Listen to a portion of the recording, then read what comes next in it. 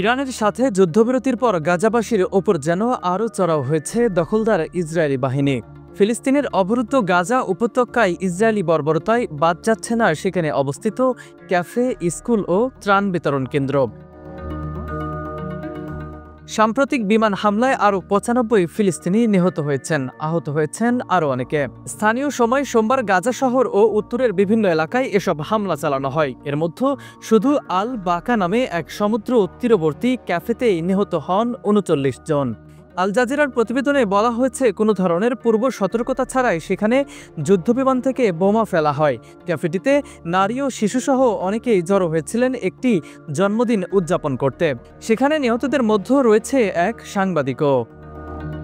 এদিকে গাজা শহরের ইয়াফা স্কুলে আশ্রয় নেয়া কয়েকশো বাস্তুচ্যুত মানুষের ওপর হামলা চালানো হয়। এছাড়া মধ্য গাজার দেইল আল বালাহ এলাকার আল আকসা শহীদ হাসপাতাল চত্বরে চালানো আরেক হামলায় আহত হন আরও অনেকে। সেখানে কয়েক হাজার পরিবার আশ্রয় নিয়েছিল। হামলার সময় আশেপাশে ছড়িয়ে পড়ে বিশৃঙ্খলা। অনেকেই দৌড়ে নিরাপদ আশ্রয়ে যাওয়ার চেষ্টা করেন। হাসপাতালটিতে এর আগেও অন্তত ১০ বার হামলা হয়। আল জাজিরা বলছে, ত্রাণের আশায় দাঁড়ানো মানুষকে লক্ষ্য করেও হামলা চালিয়েছে ইসরায়েল। গাজার দক্ষিণাঞ্চলে ত্রাণ বিতরণ কেন্দ্রে খাবারের জন্য অপেক্ষারত মানুষের ওপর হামলা চালানো হয়। এ হামলায় অন্তত ১৫ জন নিহত হন এবং আহত হন প্রায় ৫০ জন। ইসরায়েলের এ হামলার শিকার অধিকাংশই ছিলেন ত্রাণের জন্য লাইনে দাঁড়ানো সাধারণ ফিলিস্তিনি।